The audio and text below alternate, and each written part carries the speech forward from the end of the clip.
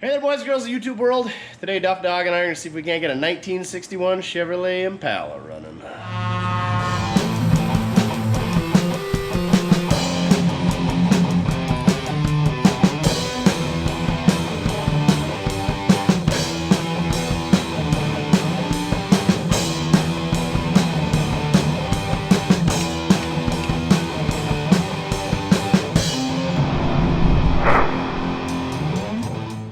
That's right, Duff loves crappy old cars and pickups. So, got this one from the Junkyard. Go check out that video. 61 Impala, 4-door hardtop. Freaking like the taillights on these. Somebody find me a bubble top. The steering wheels are cool. We got a few cars from there. We got the crew cab Dodge. We got this thing. Maybe we only got two. I don't know. We bought too much stuff last year. So we're finally getting to this thing. Got her shoved in with a skid steer. It had about 2 feet of snow from front to back. It's -1 degree Fahrenheit outside, so real cold. We're gonna let this thing unthaw because I tried to open the door when we brought it in here. It's been in here for about a half hour. Oh, it did go. Well, I guess Stuff's gonna check her out. But I think we're gonna just wait for the old check her out tour until things thaw out. In the meanwhile, I might try to get a tire mounted up because I thought I brought 4 when we went to load it up, but it turns out one was a 5-on-5 bolt pattern. And the right front skidded the whole way in here, so we're gonna have to get that loosened up so we can drive it, you know, because this thing's gonna run and drive for sure. How long has this thing been off the road? Never mind what the Bobcat did to the license plate. What's that say, Duff? 1992. So, a mere 29 years, right? Carry the 7, count the potato, yeah. And I had it parked underneath an evergreen tree, and like, I think the evergreen tree filled with snow and it just dropped on there. And then the evergreen dropped itself on my skid steer. So yeah, Greta and her global warming. I could tell her she could stick that right in my floor drain. How dare you! Yeah, 61s. They're cool. 4-door hardtops. They're pretty cool too. Oh, hey there. Want to see something really cool? 2-tone, cool. 6 tail lights. Well, 2 are backup lights, but cool. That's what's really cool. I think the trunk does open via that, obviously. That's not so cool. Back window busted out, not cool. These little chrome ventilenties, they're neat. Lichens, those are pretty neat. That's pretty neat. Kids jumping on roofs, breaking out windows, not very neat. Duff, I think he likes it. I think he likes it. Well, let's let her thaw out. Oh, it's a 235 inline 6-cylinder, our favorite. 3 on the tree.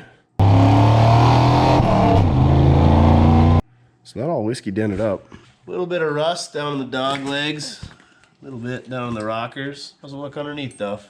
Give it the thumbs up, stamp of approval. Yeah, right. You know I don't have thumbs, he says. It's got a radio. It's got the hood, or the fender spears. Not neat how they rust out in the lips on the fenders, but that's a 61 thing. Kind of a poor design, I guess. This side is way crispy. T3 original headlight. Your worthless knowledge of the day right at the start of the video. How many of those we got? Oh my gosh. Oh, that one says faux moco on it. Oh, this thing's a trans headlight vehicle here. Doesn't know if it's coming or going. Oh, look at how rusty the bumper is from rusty water dripping onto it right off the peak of the hood. Another T3. Oh, 2 out of 4 ain't bad. At least it's not a Ford headlight. You know what? Puddin's buddy talks about how he can look at the grease in the wheel and tell you if an engine's gonna run. I can tell you, if it's got a Ford headlight, odds are it's gonna A, light on fire, or B, not run. And if you're lucky, you might get both. Splash pans are all bent up because that's what they do. Oh man, she's rusty over here too. This isn't even a good parts rig for the bubble top. Fender isn't as rusty in the dog leg. How are the floors, Duff? He says they're not good. Oh, and the steering wheels. These things have the flippin' coolest steering wheels. I don't know why. They're so ugly, they're cool. And then the gauges with the round gauges, I don't know. Padded dash, sure enough. All right, gonna do some electrical work, Duff. I'll get that out of your way. Looks like the back seat is out, but it's in there. I don't know if they had to do that to get into the back seat. Headliner isn't as saggy as we like. VIN tags there. GM like to use terrible rivets and those fall off, or spot welds, whatever they are. We're gonna have it smelling real good inside. I need to look up what color this is. I don't know if this one's gonna buff out like the 60, but it'll make a great pressure washing video if it ever gets above freezing. Maybe we can do the body by Mortske and get inside and just give her a couple of whammies and pop that ice out of there and get that top looking super good. Yeah, the glass thing, that is a shame, but is what it is. Should get some wheels on it rolling. You been into the Hoover Schneef again? No comment, he says. Oh, you want me to see what's inside the gas door? What's in there? How's the gas smell? He says, not too bad for being 29 years old. Pre-ethanol days, right? Hokely dokely, neighbor. Hokely dokely. Duff and I are gonna have a sandwich and call it a night. See you guys in a moment, which will be tomorrow. See you guys tomorrow in about 2 seconds. All right, day later, we're back. What did we do today, Duff? Did we go hunt some pheasants? It was -3 degrees today. Duff got some dingleberries in the snow, and I got some dingleberries in my beard, and we got some birds. So it's all that matters. Came to my attention that we haven't been doing much sandwich enjoyment isms. I don't know. I need a sandwich. So this week's beer sponsor, that's right, beer sponsor, Iconic Blonde from none other than Rhombus Guys. If you're in the Grand Forks or Fargo areas, check these guys out. Got great pizza and good beer. Not that there's bad beer. Well, there is bad beer, but that's a good sandwich right there. Let's get this thing jacked up and get that tire fixed, because it really irritates me how that thing's kind of sitting kitty wampus there. So you want to go ahead and grab the jack? You are tuckered out. Long day of walking through cattails and snow twice as tall as him. All right, I guess I'll do it.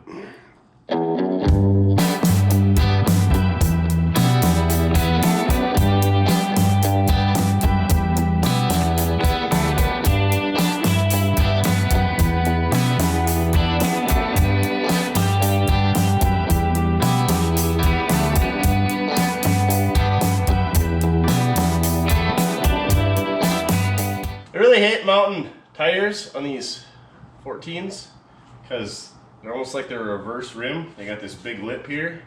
That's why you got to mount them from the back side. It's really a pain when you're putting tubes in them, especially, because then you're going to try to line up the valve stem. On the positive side, though, this thing's a Douglas all season, so this thing's really going to plow through some snow. It's a 185 65 14 version. Just a little guy. He just a little guy. This thing does have a tailpipe. It's not hanging on by much, but we might have exhaust. Heading to Tiffany to, she's a nice gal. Look up what color this is. Sure enough, it's actually called Seafoam Green. Here I've been calling stuff Seafoam Green my entire life, and legitly that's what GM called it. Seafoam, that's some good stuff. I like it. Let's get this wheel over here rocking and rolling. I'd ask Duff, but he's not much assistance. I'm guessing the brake shoes are frozen onto the drum as usual, so let's unfreeze that.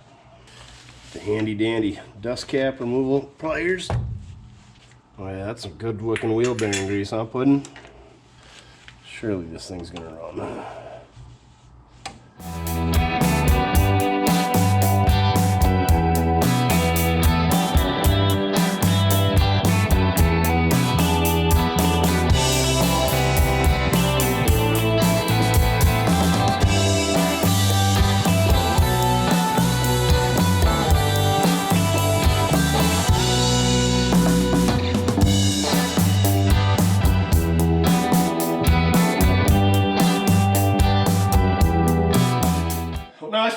if this thing rolls. We're just gonna pretend like it does. Dang it. Guess we'll be taking that brake drum off as well. Somebody's wore out from hunting. But he's camping out next to all my hunting gear because he doesn't want me to leave without him if we go again. Watch this. Let's get some birds. Oh, you're that tired that you don't even perk up when I say that. All right, back to pulling wheels off. Same thing, all over again.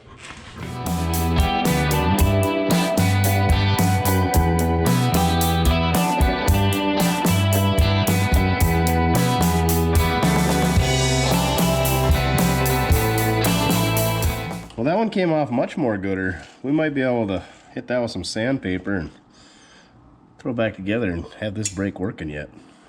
How about that?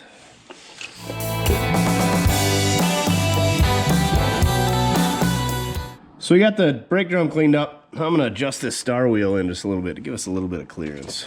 That'll help out with, you know, all the expansion that is rust that has taken place in here that you don't want to worry about that. It's fine. Unless this thing is rusted shut, then we won't mess with it. Yep, she's pretty rusty. Now let's see if she slides on and turns.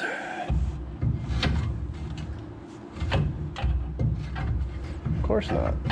Because why would it?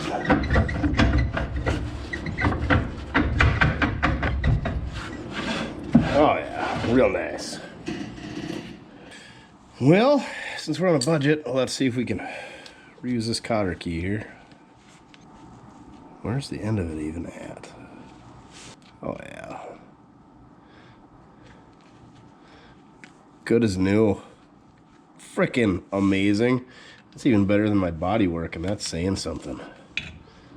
That nut's definitely not falling off.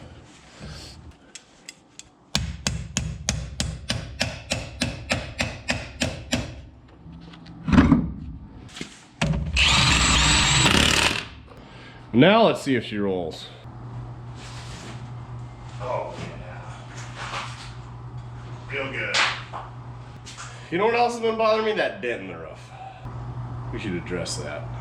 So we're just gonna give her the old Mortske tap, and that's just gonna come back just perfect. So what you wanna do is try not to cut yourself on the broken glass, and just take your hand and just give her the old hooey. You know, start in the low spot first.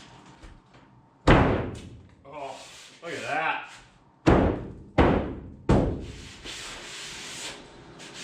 Real good. Ready for skim coat. Sometimes you gotta use your left hand, but other times you can just open the door or knock the window out and use your dominant hand.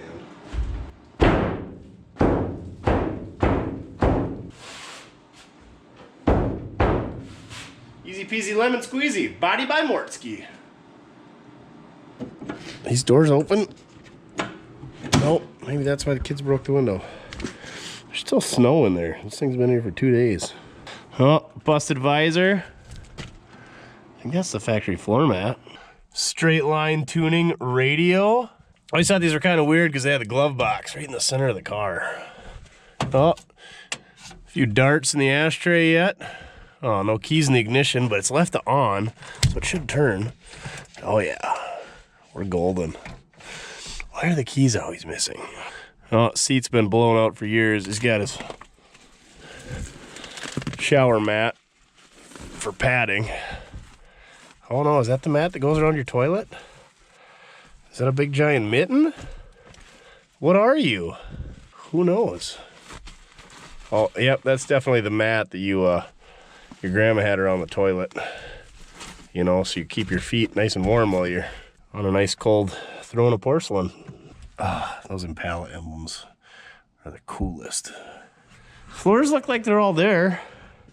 Really not much else to see here. 6x9s stolen from the back.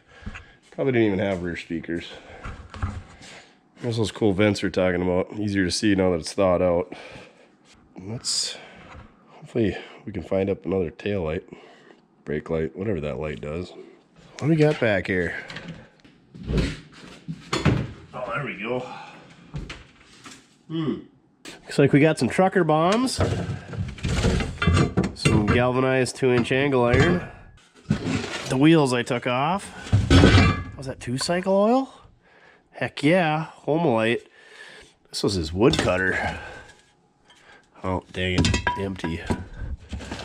What are you? Factory bumper jack, rope for disposing of bodies. The good old siphon hose. Everybody corrected me on that in the 60 video. Power steering fluid. Nope, nope, that's definitely a funnel. Definitely a funnel. He was dedicated. These were his gas jugs for all the fuel he was stealing. And there's the Homelite bar oil. Good news is that's partially full and spilled all over on the trunk floor. The trunk floor is actually pretty good. A little rust back here in the body mount. A little rust down here on the bottom lip. Not bad. Pretty solid. This guy was definitely a lumberjack though. All right. Well, you saw everything there is to see in the trunk. Oh yeah, Bill, the guy we got it from, that owns the salvage yard now. He's pretty notorious for digging through these cars before he gets rid of them. So, not gonna be anything good in here. Guarantee it. Guaranteed. Let's see what we got under the hood. You want to open the hood for us? I guess not.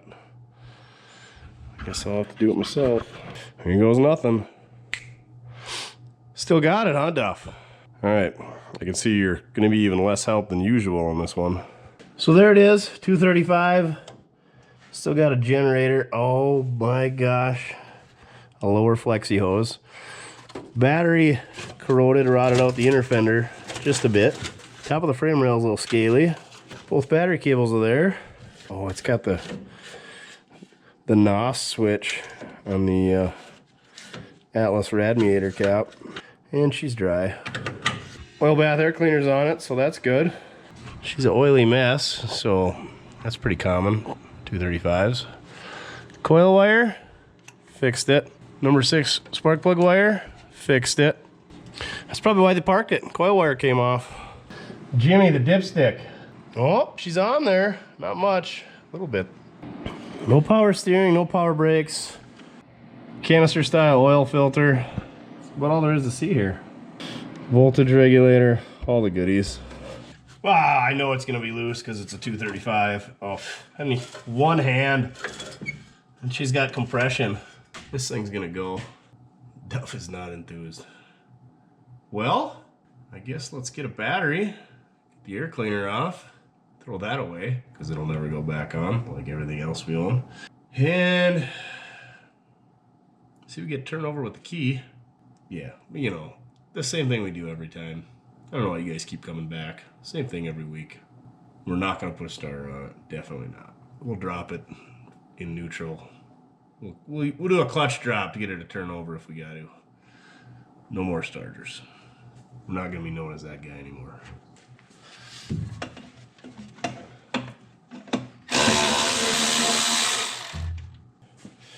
Got a square nut on it. Oh, this is definitely a cowboy car. More shenanigans to ensue, I'm sure. I'm gonna unhook our fuel line so we don't pull up any really awesome 1992 fuel that Duff said was perfectly fine. This week's battery is brought to you by none other than the tried and true Nancy. Man, I don't even want to know how many cars this battery's been in. Little sparky spark there. I'm sure it's fine. Hook up the loser switch, inside terminal, which is generally purple on a General Motors. Here goes nothing. Oh man, I love these 235s. Especially when the distributor gear isn't sheared off. Alright, what's it gonna be? Ruh-roh spaghetti-o. Alright, let's hot wire the coil. See if we can't get some sparky spark. So there should usually be 3 wires going to your coil. You got 1 wire, which is the negative, goes to your distributor.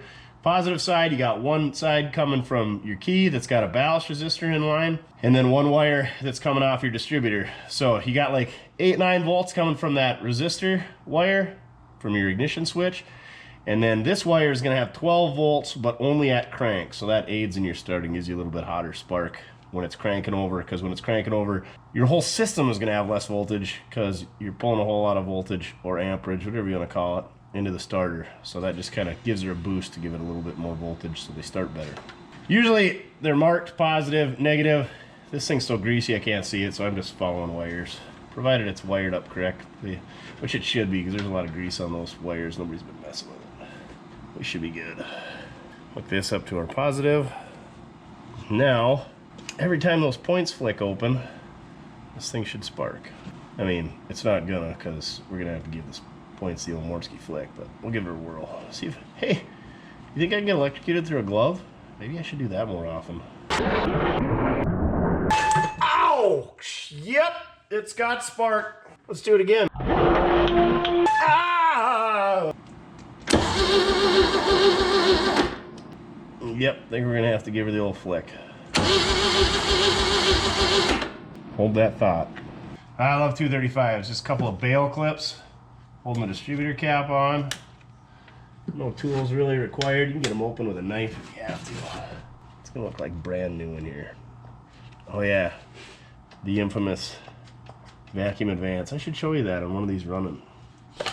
Oh, man, those points. They're a little crowdy. A little crowdy. Ooh, this wire is not good. Let's show you what we got going on down here. So here's our rotor. What brand is that?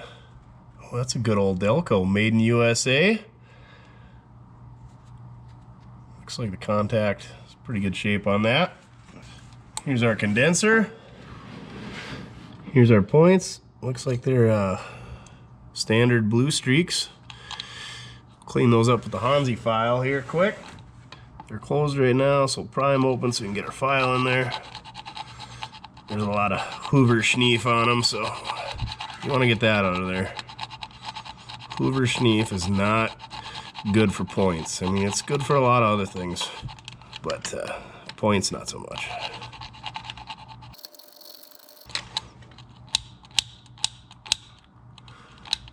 A few good Mortske flicks.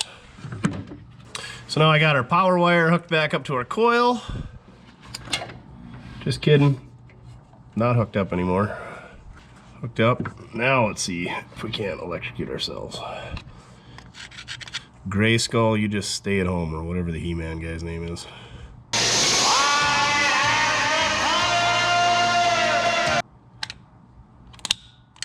There we go.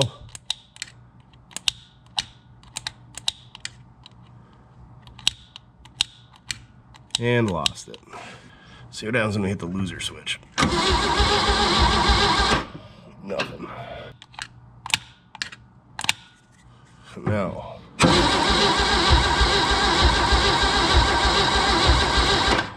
Should be good enough to run. I think it needs a set of points, but we're on a budget. Rotor looks good. Contacts inside of the cap. Oh, they're pretty chewy. I'll just scratch the chewiness off. Really, it's just corrosion that's in there, and corrosion obviously doesn't conduct electricity, so let's just get rid of that. The right thing to do would be to put a cap on it, but like that's gonna happen. This stuff's black even. Usually it's just white or green. All the colors of the rainbow underneath the contacts these days. Slide our cap back on. Maybe. Can only go on one way, so can't really screw it up. Hook up our plug wires, 153624. And we're gonna need a plug wire. Or at least the new end for that. Son of a biscuit. We just can't have nice things. Does look like it's got some Delco plugs in it at least. Sure enough, ACs. They're rusty, they've been in there a while, but they're not as greasy as the head, so they have been changed probably as frequently as the oil is. Just kidding, not anywhere close. All right, I'm gonna go see what we can conjure up for a plug wire.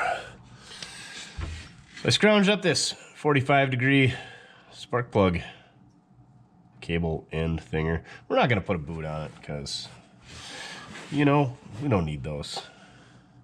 And for the 94th time, this is a budget deal. So, these are handy dandy crimping pliers. There we go. Maybe. Oh, yeah. Crimp that on there. Easy peasy. Lemon squeezy. That ain't going nowhere. She's not going anywhere. Hell no, she's tight. Just don't touch that when it's running. Well, I guess we're ready to give her a tickle of the old hot sauce. So I was so excited for that tailpipe. Just put a camera right here, show all the stuff flying out. You know what? Let's crawl underneath, see what the exhaust's like. Well, you know what's coming next. All of it's really good. Just kidding. Well, there's a cherry bomb. Cherry bomb. And it's packed full of mouse, house, and grass. And there's no pipe hook to the front of it. So if you look right there, that's the extent of our exhaust. Not gonna be much of a show here, Greta. Maybe it'll just throw some dirt around. Maybe some of the sins that went down the floor drain will come bubbling back up. How dare you! Let's hope not. Let's fill that float bowl up with hot sauce. This thing's gonna pop right off. Guaranteed. Oh man, automatic choke on this thing even. This thing's gonna be good. Hook up our power wire. And is our carburetor stuck? Kind of. Fixed it. Alright, slingshot. Oh, not engaged. Let's try to keep everything out of the fan. Fingers. Wires. Dog's noses. Try number 2. Slingshot, engage. Slingshot engaged. We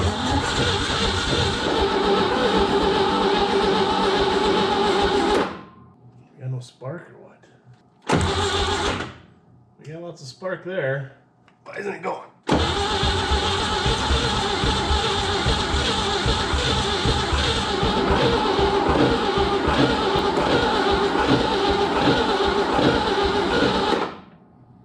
We flood it?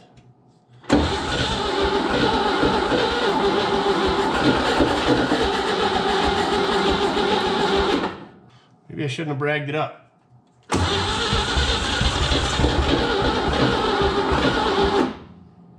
She wants to go though.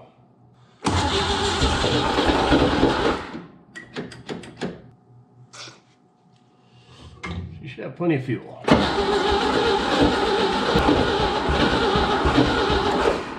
We gotta hook up a fuel source. I just don't have good luck running them off the bottle. It's just me. See, it's gonna go. We just don't have enough fuel.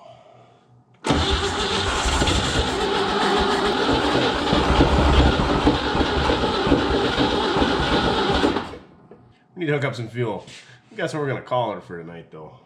This thing's gonna light off. I'll call that a win. Duff's tired. I'm tired. 2:35. We don't know if it's tired or not. I'm sure it's just fine. You can tell kind of the way it's popping off that I don't know if it's compression on a couple of them or a couple of them are getting sparked, but it's not continuous. So it's one to fire on a couple more than it's not one to fire on, if that makes any sense. She'll go though tomorrow. Let's unhook everything so we don't burn the shop down. No more fires. We're back. And guess what Tiffany told me we forgot to do? Put oil in the cylinders. Oh, and it sounds just fine. Weird. Let's pull the spark plugs out anyway and take a look at those things. See if that's why this thing isn't wanting to pop off on all 6. And also, let's do a compression check. Not with an actual gauge. With the old Mortske thumb. Oh, gets all mad when I bring up thumbs. Poor guy. Alright, pull some plugs out. See what happens. 6, pretty full of carbon. Same on 5. Same on 4. Guess they're all gonna be pretty carboned up. Yep. Sure enough. So yeah, they all look pretty carboned up. Nothing too crazy, but there's a little carbon in there. Let's check for some compression. One eternity later. So I've been trying to get this thing to crank over for a good 5 minutes here. I think I finally narrowed it down. Let's stick a new end on that battery cable. One of Wes's favorite replacement ends. I don't know why it was working fine last night. And now today it decided to be a pain in the butt. This wasn't even the one I unhooked. She's a little chewy. Good thing Trucker Bob sent us a stack of these. Somebody else did too, but I can't remember who it was. Somebody who shops at CarQuest. I don't really like these things either, but they work in instances like this just fine. Remember, it's just temporary, unless it works. Now let's see what happens. Way good. Don't ask me why that worked fine last night and not today. All right, number one.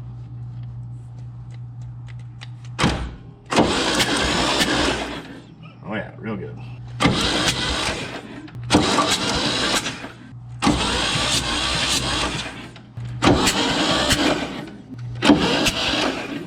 All kinds of compression. Just for S's and G's, let's check a spark plug. See if we can't electromecute ourselves, because apparently you freaks enjoy that. Oh, please don't shock me. We're getting sparking everywhere but on the spark plug.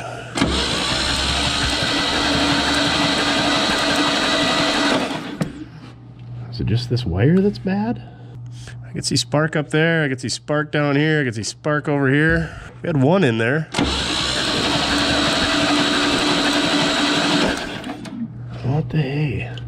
Is it that spark plug? Alright, so that plug seems good.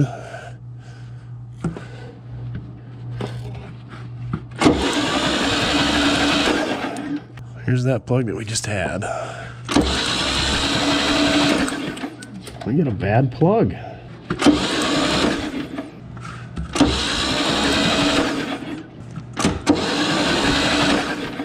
Really, I should be doing this with each of the wires so that we know the wires are good too.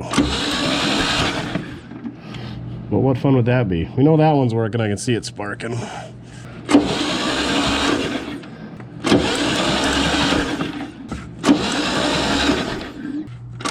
Ow! You're not gonna be able to see that one on camera, I promise. That coil wire, that's the one that gets you. All right, let's spin all these plugs in and see if I can clean that one up or find another AC Delco 45 or similar to slam in there. Let's see if a little wire wheel action does the trick.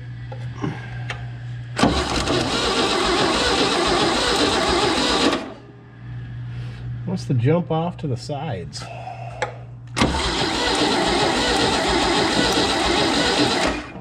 Looks like it's hitting now though. If not, remind me to replace number one. Let's check to make sure our firing order is correct. 1, 5, 3, 6, 2, 4. Should be good to go. Wouldn't that be sad if the whole reason this car got parked was because of one bad spark plug? And that wire was kind of on its way out too, but... And those were on 2 and 3, so they were... So it's technically, it could have been down on 2 cylinders, so... 2/3 of them would have been no good. Alright, let's give her some hot sauce, see what happens now. Sure enough, leaking around the throttle shaft, as all these old worn out carburetors do. Give her a slobber. Just kidding. Oh, there it went.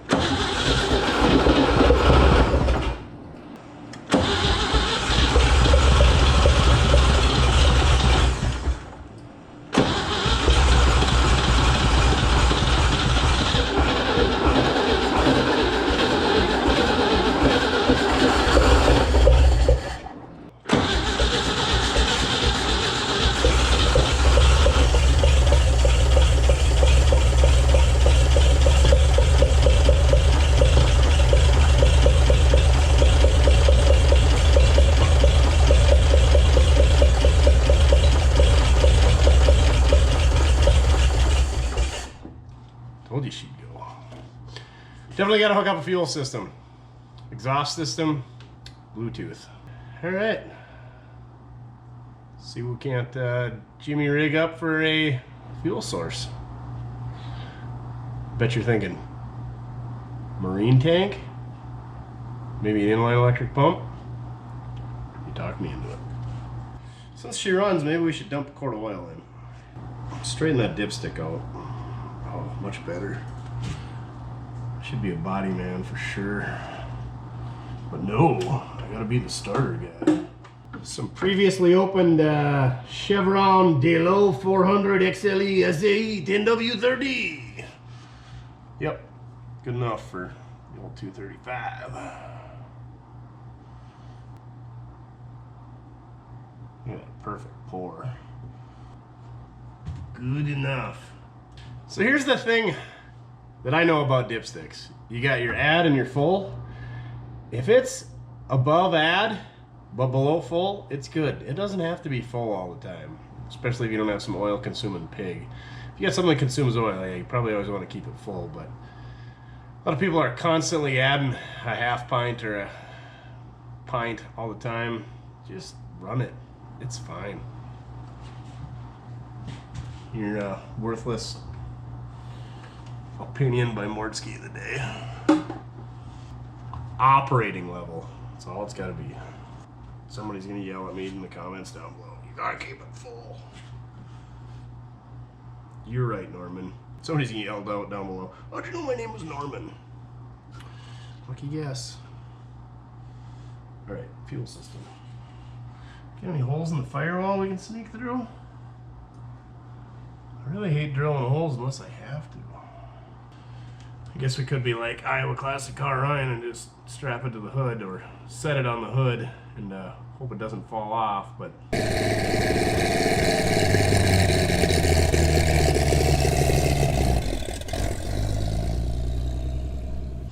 we're classier than that. We may have 1992 license plates, but we're not gonna ratchet strap a boat tank to the hood. I mean, come on. Jeez, that's just begging for trouble.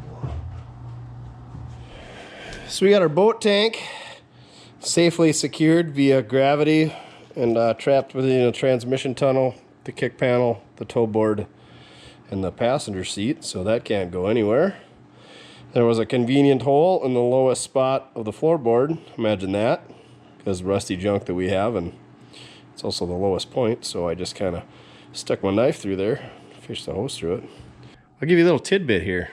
This is a hardtop. Not everybody knows this, Norman. Not everybody knows this. But Mortske, that top's just as hard on that car as any other car. Why art thou a hardtop?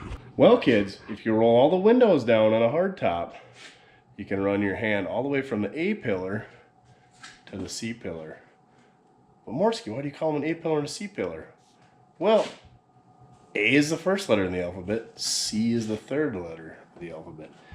If this car had a B pillar, it would be a post car, a four-door post, four-door hardtop. So that's your worthless knowledge for the day. If you didn't know what a hardtop and a sedan were, you can run your hand from the A pillar to the C pillar, and there is no B pillar. It's a hardtop. Doesn't matter if it's a two-door or a four-door. Obviously, if it's a convertible, it's not a hardtop. It's a convertible. Yeah, and some guys call these flat tops. Well, not these, but specifically the 59s and 60s, because the top looks really flat. They didn't make a 59 or a 60 four-door hardtop that wasn't a flat top. Anywho, more useless knowledge for you. When the windows are up on this car, there's two little strips of chrome right there. Kind of looks like a post, but it's not. Rant over.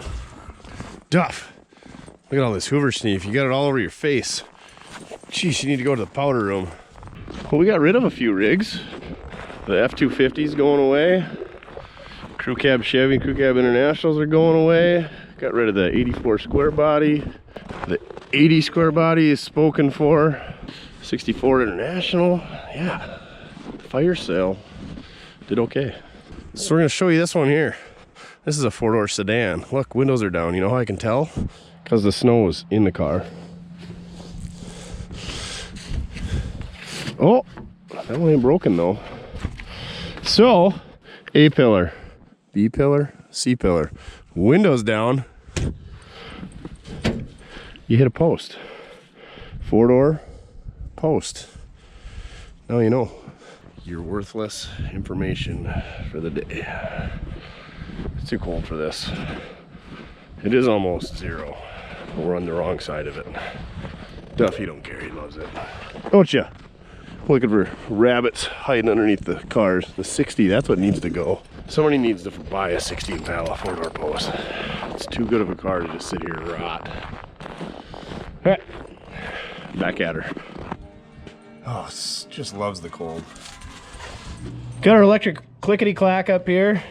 Got her held in place with our lock and pliers. Nice part about having a lock and pliers with, holding that in there, is it doesn't fall on the gravel road, A, and B, if we should need a hammer or a screwdriver or a 9/16, we got them all right there. Utility tool. And it's like a Leatherman before the Leatherman multi-tool ever existed. Let's fire up that clickety-clack, see if we get fuel over to the carbonator. Sounds like we're getting fuel. 50 accelerator pump is dried up. Sounds like it might be working. Let's hook up our coil and see what happens. Float must be working, it's not spewing fuel out. So that's good. Now why are you working? Oh, for cheese and rice. Is there a loser switch getting worn out?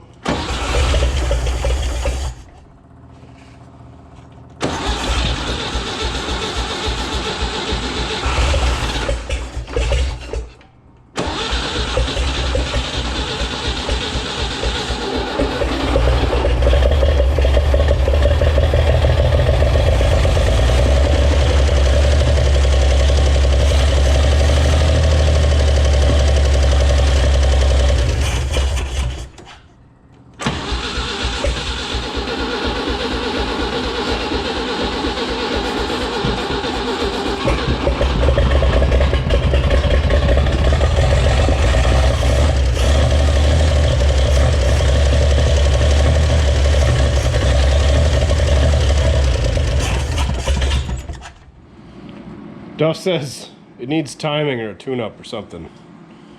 He says it ain't quite right. Something ain't right about that boy, Bobby. That boy ain't right. Seems like it might be getting too much fuel too. You gotta really give it to it. So maybe we got a vacuum leak? Should we check for vacuum leaks? There's really only one line for the vacuum advance here. That seems okay, Duff says. You checking her out? What do you think? Timing? Or maybe it's those crusty old plug wires. All of the above. Well, let's see if we can't clear it out. Give her the old Italian tune-up. See what happens. Alright, here we go.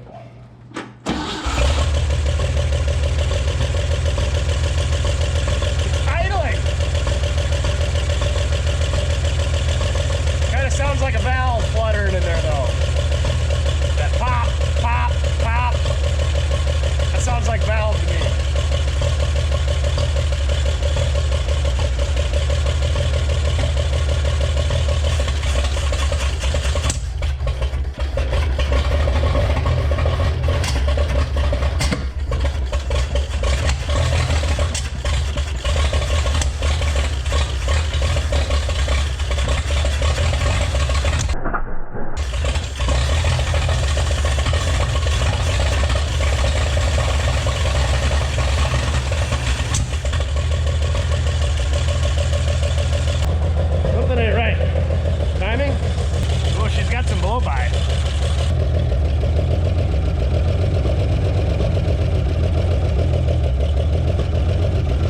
More advance.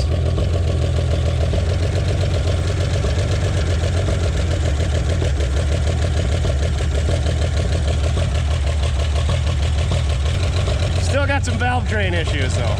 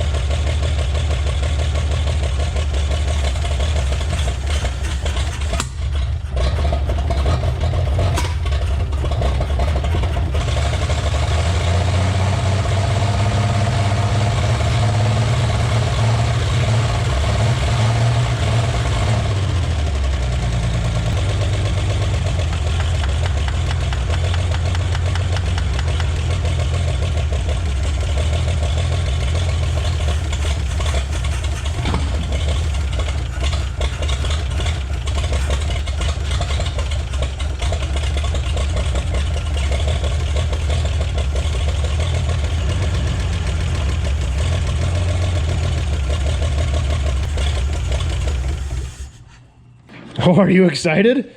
We'll go for a ride? Yeah. Well, we can't, because you were right. It's something with the timing. Indoor the valve train, that's why it's popping back through the carburetor. Maybe a combination of both.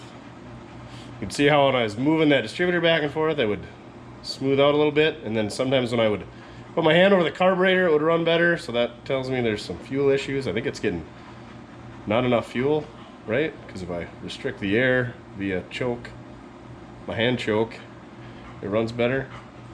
So maybe we should have a sandwich. Think about that, huh, Professor Duff? Maybe go outside, get some fresh air. So we need to probably pull the valve cover off, see what's going on in the valve train. Maybe we just got a bad valve. Maybe we can adjust it too. Look at the odometer, it says 29,000. The pedals got some pretty good wear to them. Not pretty good, just a little bit of wear. We'll take a look. So I feel like this thing's got 129 rounds on her. 29,120. There's the pedals. So I mean, I was thinking this would be like a 70,000, 80,000 mile car. She's not quite running good enough for a test drive, so I think we're gonna have to have a sandwich. Think about it. I think we need to adjust the timing first, because that's easiest. Maybe play around with it a bit, then go from there. Shoot, these 235s are usually pretty easy. This one might struggle with. Might have a burnt intake valve too. That might be why she's popping through the intake, and that would make sense if it's got 129,000 miles on it. She's kind of a grease ball, so could be. First thing we're gonna do to try to address how this thing runs so poorly is adjust the timing on the distributor. So we got our handy dandy distributor wrench. I loosened up the hold down. Got our coil wire coming off. Coil wire, primary wire, whatever you want to call that. Take your cap off.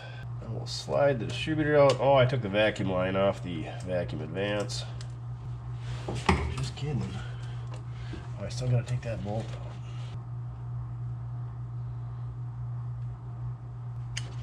Lay that off to the side. So here's our 235 distributor. If you want to know more about these in depth, go check out our video on the 60 Impala. But basically what you got here is your vacuum advance, which just clamps around the distributor. So I got that loosened up, and part of that clamp is the bolt that holds the distributor in place. So we're going to set this in there, and we're going to kind of leave that slightly loose. There is a little bit of adjustment. You can advance or retard the timing via that slot in the hold down, but most of it is right here. You loosen this screw up, and then you can turn the distributor in the housing. And this is the grease cup where you're supposed to grease these things up, which we saw in that video, which I don't think I've ever greased one of these. Well, I think we did the one in that video.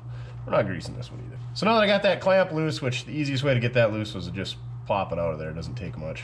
Like I said, take this primary wire off, take your hold down bolt out, and then take your vacuum advance tube line off. And we'll drop that back in, make sure you get it pretty close to where it was. That'll make your life easier. And then we'll tighten this back up if we get it running any better. That hold down clamp, that is, for the vacuum advance. Got her dropped in. We just need to put our hold down in there.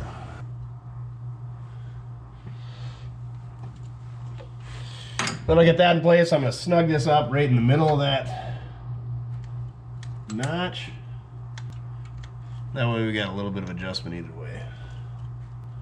Once we get it dialed in, because we can turn it all that we want right now. As you can see, we still rotate the body of the distributor, which is going to affect our timing. We'll hook our primary wire back up. You can see this has been replaced because it's got some big ugly insulated connector on the end. Or at least it's heavy gauge wire. So that's a plus.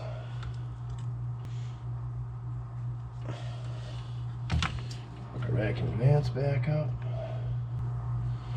Well, they don't give us much room between the engine mount and that nut to hook this up.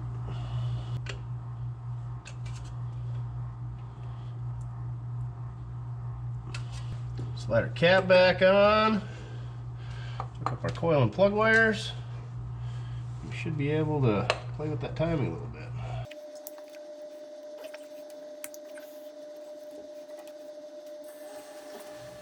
And we got the plug out bumper over till we hit compression.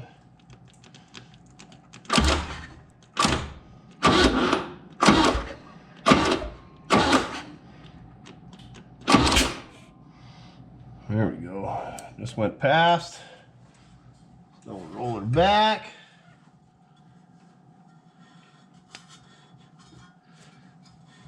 Okay, so based on my precise visual calculations, we should be at top dead center for number 1.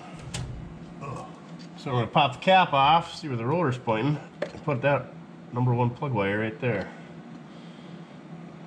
So it's pointing facing right off the edge of this breather. And number 1 is, oh yeah, we're pretty much a whole wire off, and I don't know that we can turn it that far.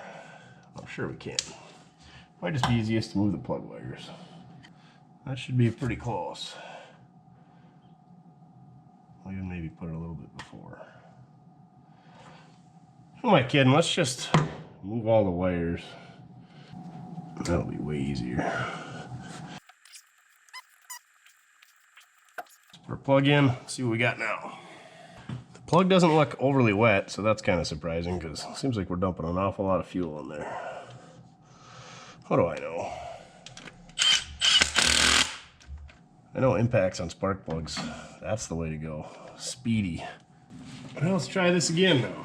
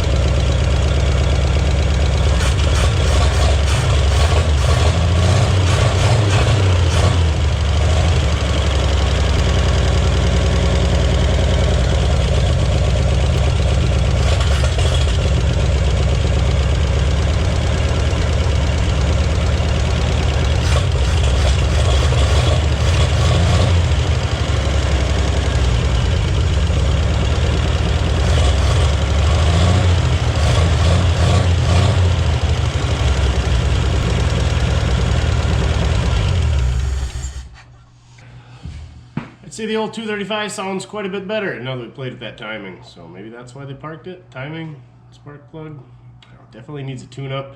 It's got some blow-by, worse than other 235s we got running, so it is what it is. We're not gonna go through putting rings in this thing, so. Anyway, I think we're pretty much set on timing. It quit backfiring through the carburetor, so that was clearly our issue. I never played with timing, so somebody else must have got it out of time, and that's why they parked it. Maybe. Who knows? Maybe the clutch is out. We're gonna find out, I guess. But since it was low on oil, and the way it's blowing out the breather, and blowing out the road draft tube, and blowing white out the exhaust, or blue, she's definitely a cheater. So let's see if it works from the ignition switch inside the car. What do you think, Duff? Is the ignition switch gonna work? Oh, he just heard I was going in the car, so he wanted the door open. It's not even a headliner, it's a seat. It's kind of in the way there. Here we go. Oh, Jan and the oil light come on. Yeah, so I couldn't keep an eye on the oil pressure because we don't have an oil pressure gauge. Got a fuel gauge, a clock, and a temp gauge. Here goes nothing. Well, the crank works, but we're not getting power to the coil, it doesn't sound like. Should have popped off by now.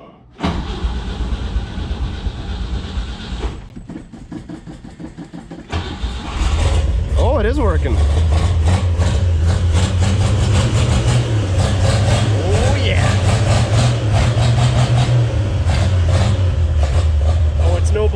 nice, like the elf from Guelph likes.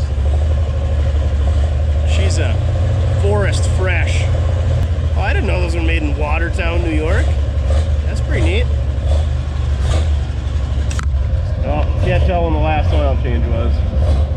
The spot check guys must have made a killing that invented these things in Wayzata, Minnesota. They're on everything back in the day. Radio? Everyone says you gotta leave them warm up for a while, but they never really come on for me. Check the glove box stuff. Is there any mice in there?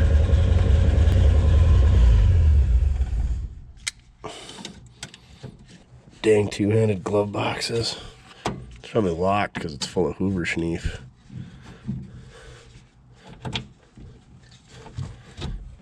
Could be. Oh, sweet, we got her open. Bennett. That's what we're gonna have to call this thing. Old Bennett. Anything else in here? Just every single registration ever.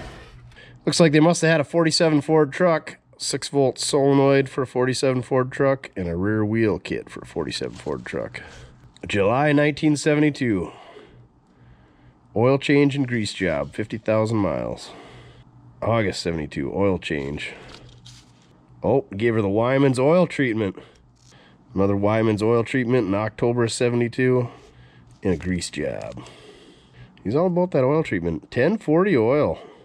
80,000 miles in 70. They were racking up the miles. Holy crap. Oh, 5,000 miles on the oil change. Mobile 30.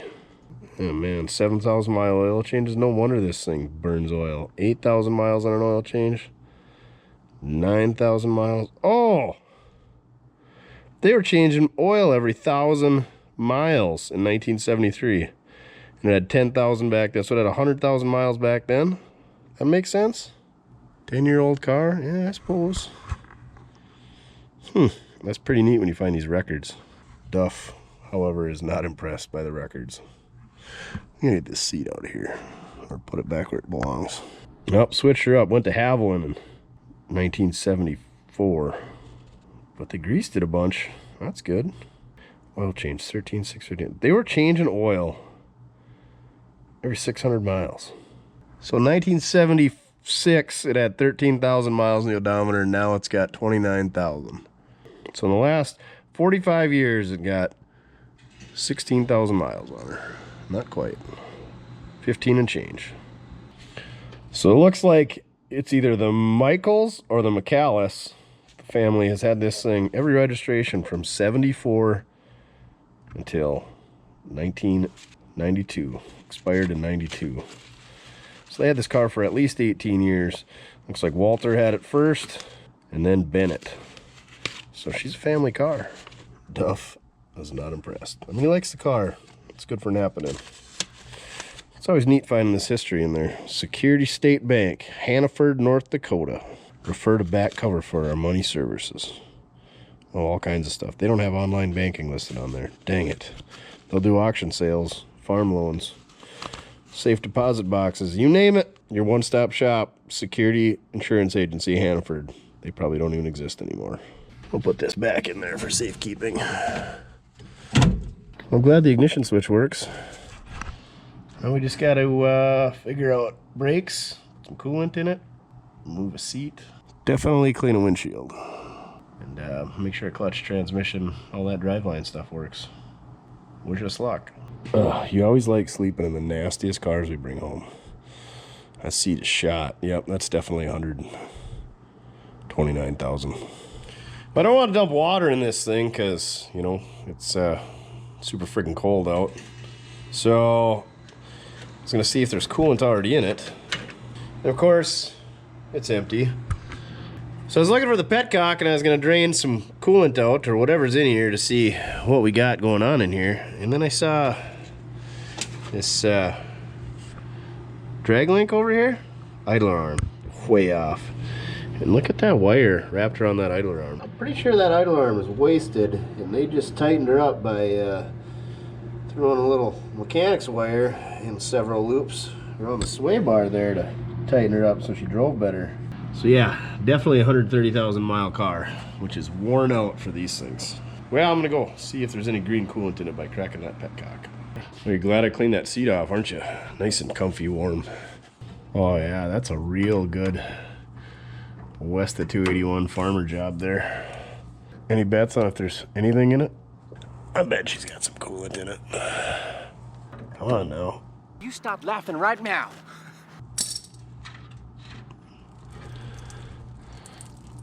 Oh yeah, she's got some green tint to her. All right, let's put some coolant in it. Hopefully it don't take much because that stuff's expensive.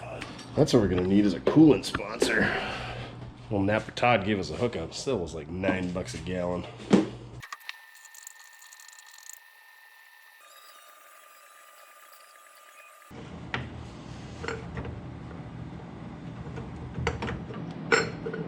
Oh, man, this no spill funnel. Real good. We're about ready to go for a ride, but it's dark out. So what do we got for lights, Duff? I see nothing in here. Or on the dash. Oh my gosh. We got 3 out of 4. Make it 4 out of 4. Come on, baby. Nope. Oh, not even the T3 lighting up? It's got to be in the dimmer switch. It's always the dimmer switch. Guess what, kids? They're on the floor back in the day. Right there behind the Christmas tree. Sure enough. Dimmer switch stuck. Fixed it. Anything up there? No headlights. Guess we're gonna have to hold off on that ride. Horn? Relay's thinking about it. I like how he kept his tire iron under the seat in case he ran into some riffraff. Must not have had a guard dog like Duff. Well, that's no fun. Oh yeah, we gotta clean the windshield off at least, so we can see what we're gonna do. I'm thinking a razor blade. No water, no mess. What do you think? Razor blade? No, not the Hoover Schneef kind. See how the old spray away does here. Pretty scuzzy.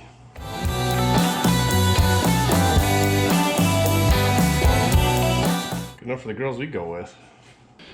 Even though Duff's gonna be hanging out the window the whole time, I better do his side too.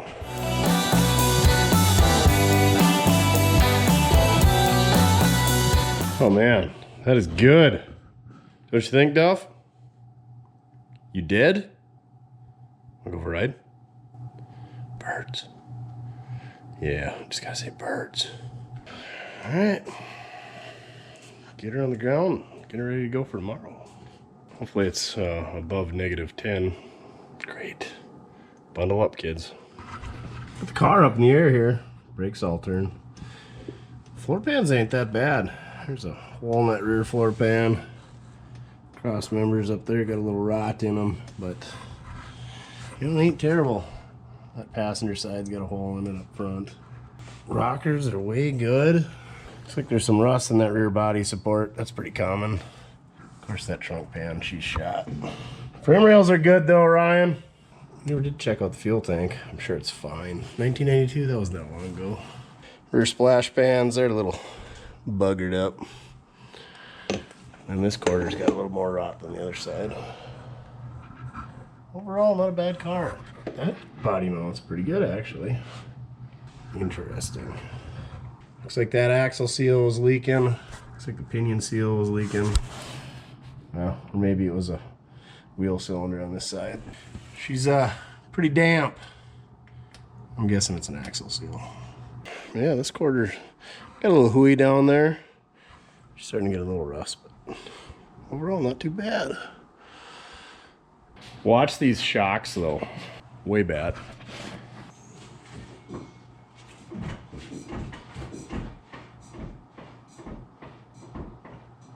I think she needs some springs and some shocks. For sure shocks.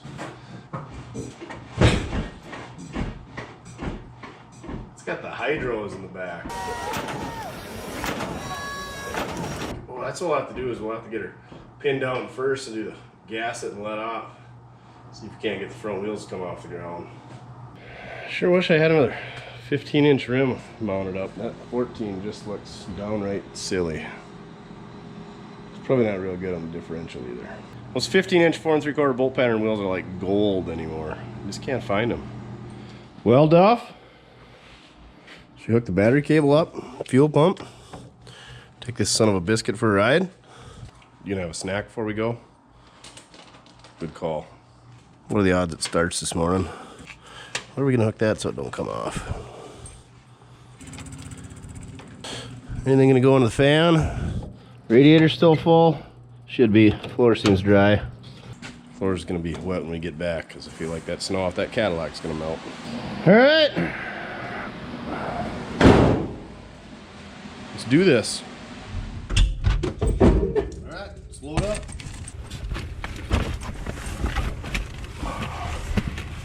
You seem overly enthusiastic. Oh, this seat's bad. Headliner's not as good as I hoped. Clutch feels good. It's negative 11 degrees Fahrenheit outside, so it's not a good day to walk. Hopped right off for a second.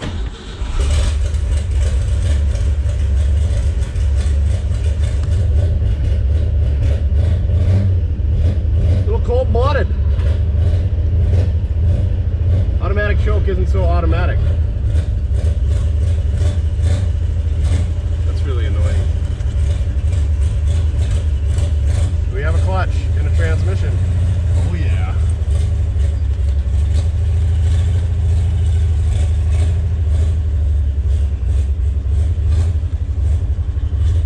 That's what I love about these manuals. They just work.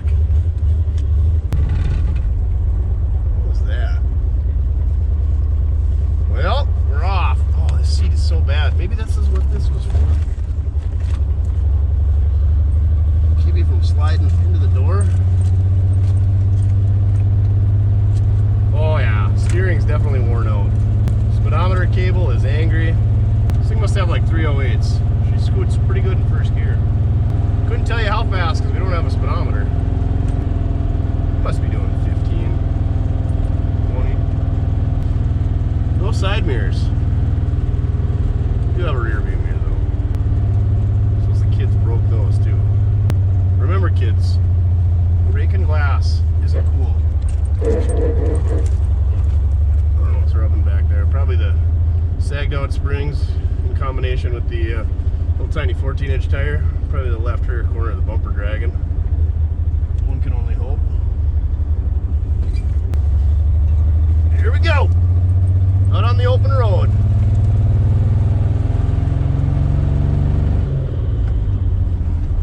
Oh, we didn't even check how it shifted. This 3-speed shift's pretty good. Yeah, negative 11 this morning when I woke up. Checked the high all the way through the day, negative 11. So, now we're nothing. This is what we got. Temp is still cool as a cucumber. So either it doesn't work, or this thing runs really cool. Yeah.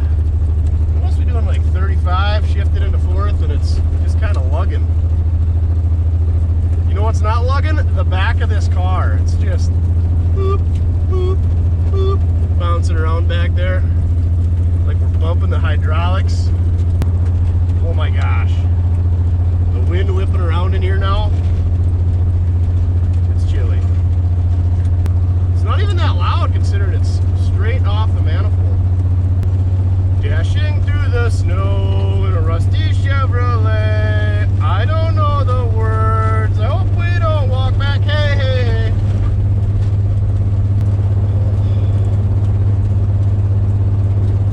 Guess we could try the heater. Wonder what kind of animals will fly out of there. Why does the back end want to pass me? Oh, there we go. There we got a second.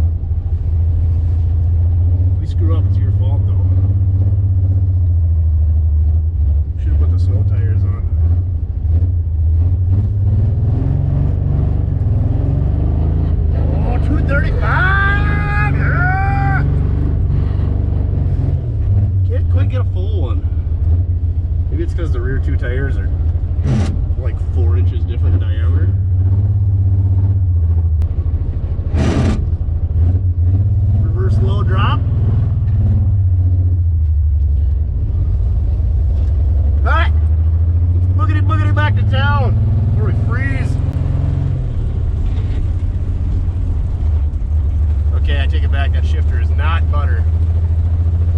She needs some adjustment. It's not stiff, it's just needs some adjustment. Oh, we were gonna try to do the first gear bump. You guys won't be able to really see how much it hops. Maybe you can with the back window.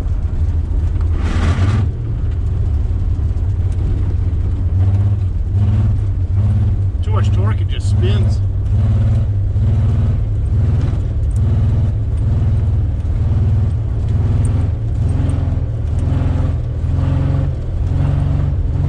It almost tries to pull that left front tire right off the ground with all that torque. Not lying. 6 in a row, ready to tow. 6 in a row, ready to tow 8 to V. You probably sit down to pee. Hey, temp gauge is coming up, Duff. Yeah, we're like quarter of the way across. Look for yourself if you don't believe me.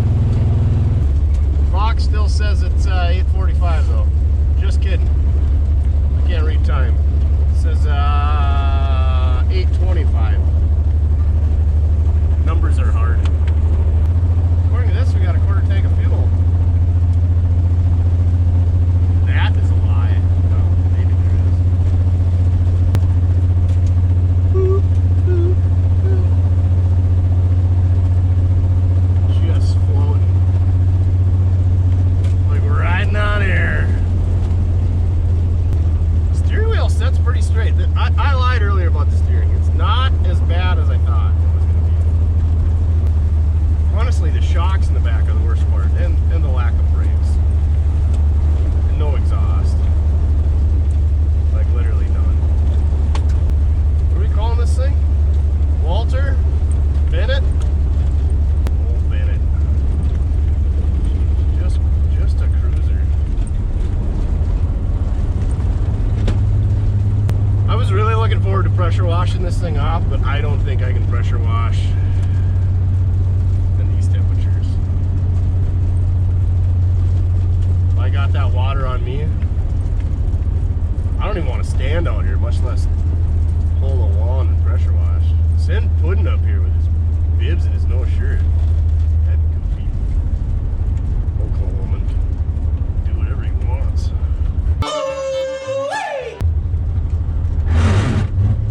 There's first.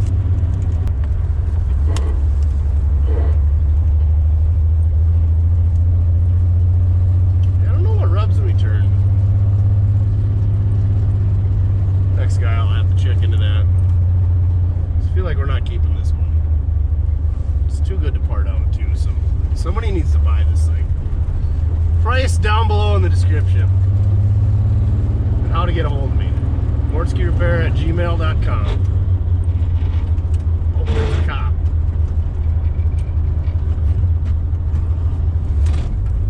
Yeah, no speed shifting on the 3-speed. Pretty good for just dumping some coolant in it. Didn't do any points, no plugs. Oh, we did cobble together a spark plug wire. The fuel line, battery.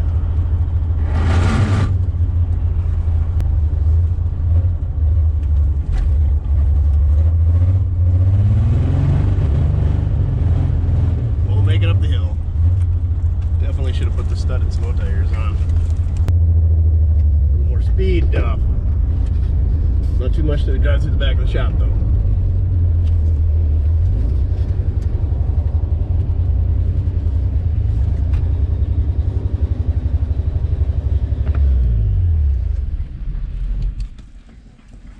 Boop.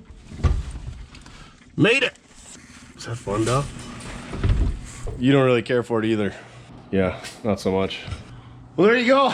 Duff Dog and I got a 1961 Chevrolet Impala 4-door hardtop back on the road that's been off the road in a junkyard since 1992. That's right, 29 years. 30 tomorrow, actually. Happy New Year, everybody. We got this 235 rip-roaring 3-speed. Went and did 3/4 of a donut, 2/3, whatever you want to call it. You put them together, we did a full donut. So, if you need this thing, hit us up, because it's almost too nice to part out for my bubble top, and I really have no desire to have this thing. So Could be yours. Duff will not be sad to let it go either. He does kind of like that front seat. It's just the right amount of grossness, huh, Duff?